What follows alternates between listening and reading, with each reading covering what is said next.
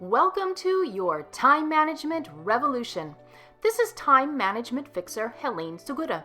In today's episode, I'll be sharing a previously recorded interview during which we're discussing time management and mind management. Enjoy! At Red Barn, our pet food ingredients work overtime. They aren't just there for show. Dandelion greens work to maintain a healthy digestive system. Salmon oil works to enhance the immune system. Green-lipped mussels work to support joint health. These hard-working ingredients support your dog's active, healthy life. Look at the label. We want you to. Red Barn Naturals Pet Food. Simply the best. Find it in your local pet specialty store. Visit redbarninc.com/coupon to save $1 off your first can. Blog Talk Radio. Well, good morning, good afternoon, and good evening to my beautiful planet Earth. I want to welcome you to It's All About You, the radio program that is celebrating life, prosperity, and unlimited potential. I'm your host, I'm Darian Marshall, and I'm really excited to be with you today. It's Monday. I get to learn a lot from my show, and I also get the chance to share with you some information that can help you live a more prosperous and successful life. Today is no different than any other Monday. I have a wonderful guest. Her name is Helene Segura, and she is author of this wonderful book called The Inefficiency Assassin. Now, what I want to do, I'm going to read you the little blurb that I put on the website to announce the show, and then it'll give you an idea what we're going to talk about. Who doesn't want more time and energy for family, friends, and personal passions? Author Helene Segura coaches real people in the real world to operate more efficiently during the workday so they can have a life outside of it. Now, she is my guest today, and she is author of the book, The Efficiency Assassin, as I mentioned before. And today we're going to talk about different ideas to help us use our time more effectively in our homes, at work, in all areas of life. Because I'm telling you, even as the host, I get so busy and so caught up in things. When I get a little behind time, then sometimes I get frustrated, then end up making my day go even longer, more confused, more complicated. So I'm really grateful that she's with us today and she can help me get my stuff together. So welcome to the show, Helene. How are you? I'm great, Darian. How are you? Oh, doing great. Thanks for joining us on the show. Well, thank you. I'm glad to be here. You know, it's fun. I keep saying us. I used to have a co-host, my best friend Darius, but he no longer does the show with me. We're still friends, but I still can't get that out of my head, that us thing. So thanks for joining me today. Sure. Well, congratulations on your new book, The Inefficiency Assassin, the management tactics, time management tactics for working smarter and not longer. You know, when I saw your book and it arrived, that was the first thing that popped off your cover, the working smarter and not longer. Why can't we, for some reason, accept that concept? I love it, but we think that if we just keep working harder and harder and longer, things will work out. But that's not the case, right? Well, you know, you would think it would make sense. If you work 10 or 12 or 14 hours a day, surely that's better than 8 hours, right? Mm-hmm. And so we tend to just keep on working thinking we can get more done, and what we don't realize is that our brains were not built to work that way. So we're actually getting less done over a longer amount of time instead of working on more focused bits and pieces throughout the day, and you can be more productive in a shorter amount of time. I noticed when I called you at your company, you have a mission statement, something about kicking chaos to the curb. Yeah. Where did that come from? I really like that, kick chaos to the curb. That boils down to how I help my clients, because whether it's time management, space management, email, paper, there's some kind of chaos going on. That's why they're contacting me. And since I love action flicks, I wanted some kind of tagline with action, so I thought, hey, kick chaos to the curb. And it's got that alliteration in there, too, so it's a little catchy. Yeah, I like it right away. Now, I want to say the top 5 things that someone can do, like right away, to kick chaos to the curb. Well, you can start off with, number 1, writing down your top 3 personal priorities and your top 3 work priorities. And what's that's going to do is it's going to help you focus throughout the day, because too many times we wander off track and then we wonder where our time went. So if you have those priorities posted in front of you, it will help remind you throughout the day, this is what you're focused on. You need to do tasks that relate to those. And then number 2, create targets related to those priorities. So let's say that one of your priorities is to have higher customer service ratings on your surveys. That's a part of your job. You would want a specific target that can be measured, because while higher is good, you don't know how close you are unless you have a number. So you'd want to choose a number like, I want at least a 90% rating on all of those customer surveys. And by having a number, you'll know how far or how close you are, because a lot of times we kick ourselves and we get down on ourselves because we think we haven't done enough, and that can happen because we don't have measurable targets. We don't know how close we are. Then number 3, make sure that you plan at the end of each day. So at the end of today, plan your top 3 tasks for tomorrow, and that will help you keep on track. Number 4, schedule those tasks on your calendar so that way they get done. And then number 5, at the end of the day, reflect on what you did, because so many times the first thing we do is we start listing off all the things we did not get done, and that is not motivating. So celebrate the wins at the end of each day. Oh, I love it. I love it. Now, what is the best product that we can use when it comes to productivity? Do we need a special calendar, a file cabinet, some type of system? What do we need to help with that? Are you ready for the magic answer? Sure. You actually do not need to purchase anything. Oh, really? Yes, that is the beauty of time management. You see, time management is all about mind management, and therefore the only tool you truly need is your brain. And once you have your brain programmed to focus, that's all you need. Now, will calendars and various apps help you in the long run? Yes, they can help you throughout the day, but unless your brain is ready to go, then those calendars and apps won't make a difference. I am so glad you said that. I don't know, maybe I just like spending money or buying junk, but I will go into Staples and look around and buy all these little things with tabs and special books, and I'm still in a mess after I buy all that junk. Right, and then it just adds clutter to your space. Yes. And it's very common to want to feel better instantly, and we can feel better instantly when we make that purchase. But that purchase needs to support whatever else is going on, all of the planning that you need to do.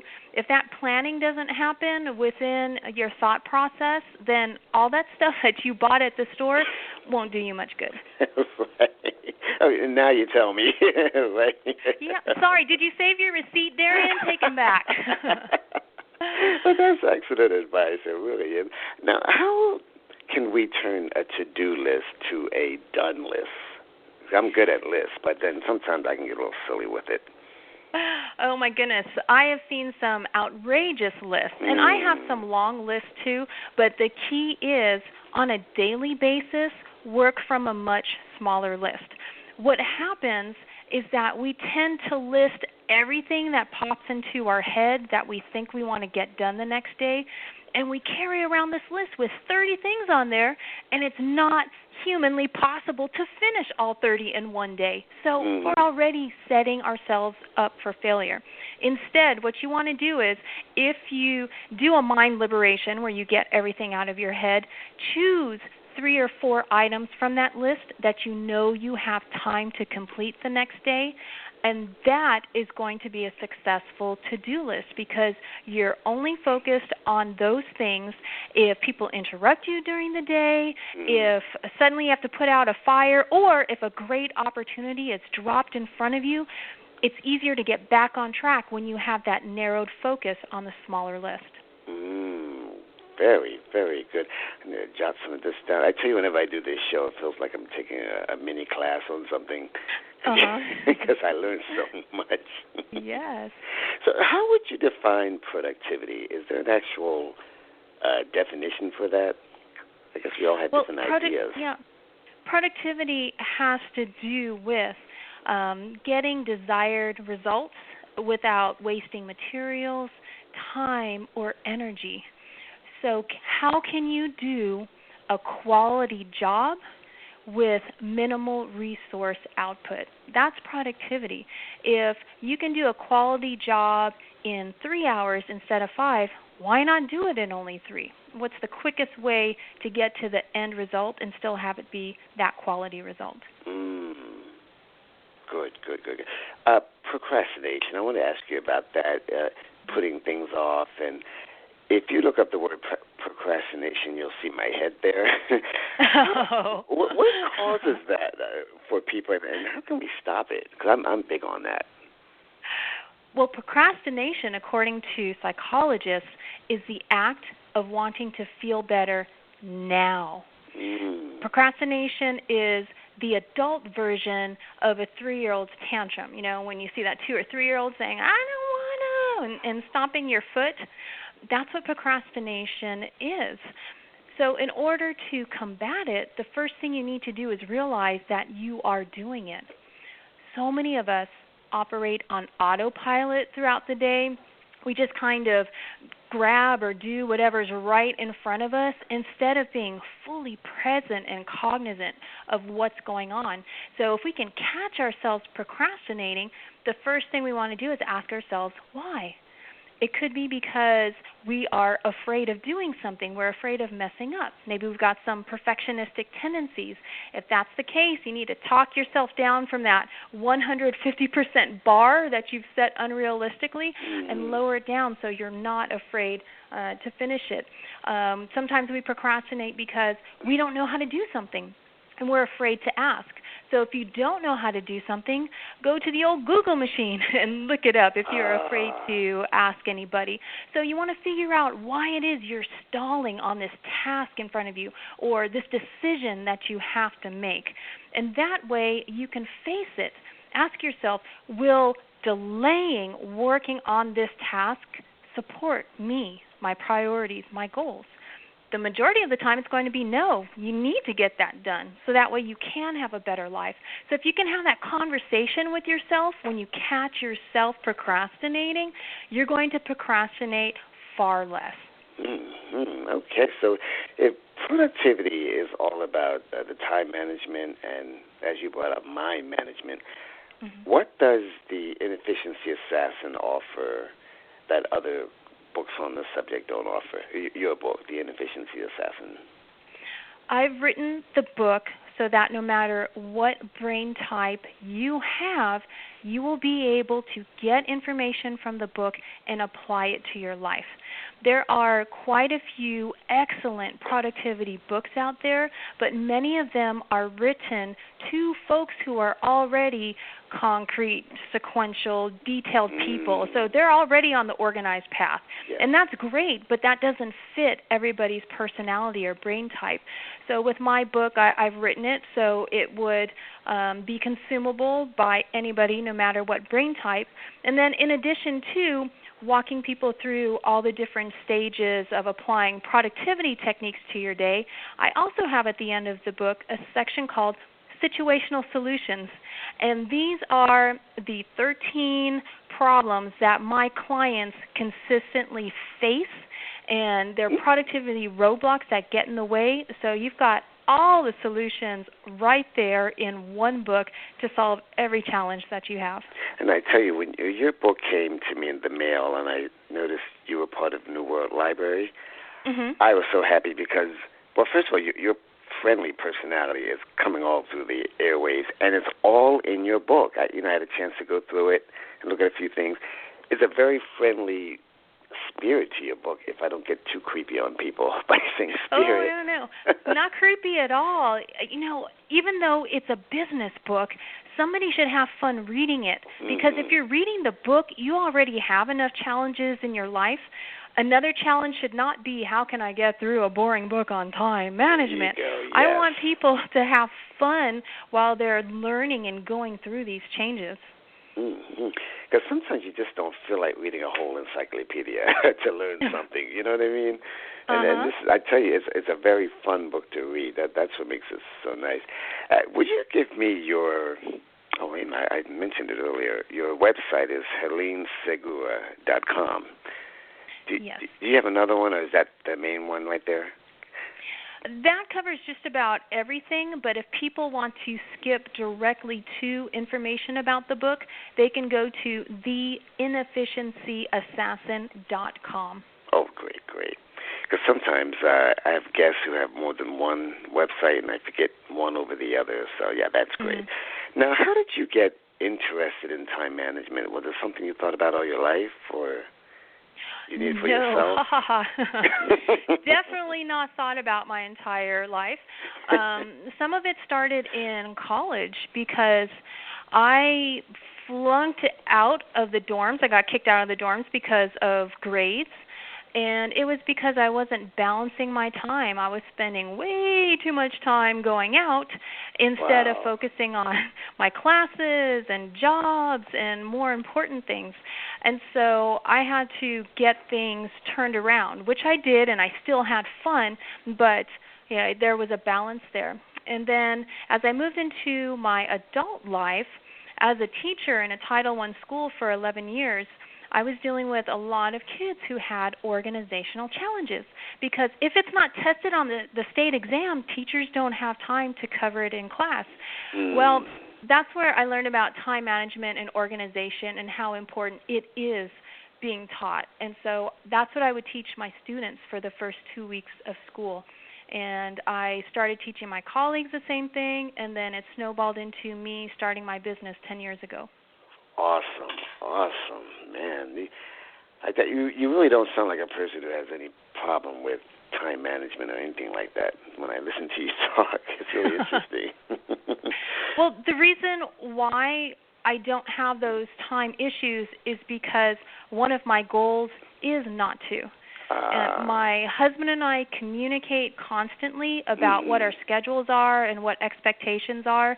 And so that way we can make sure that we do work hard during the day and get everything done that needs to be done, but then we also have time for playing hard. Because what's the point of working if you can't enjoy life? Yes. Everyone loves a good makeover story. Every talk show, every other thing is about changing a person's life and things like that. Can you share with us a really good makeover story? One of the ones that I love has to do with a doctor who is very successful in her field, and she has 5 kids. So she's struggling with the balance of how do I be this successful physician and stay respectable because I show up when I'm supposed to be there, but then I also show up for my kids. If I miss games or if I'm not even present mentally when I'm supposed to be there with them in the evenings, that's not fair. So it took a few months, but we were able to turn things around.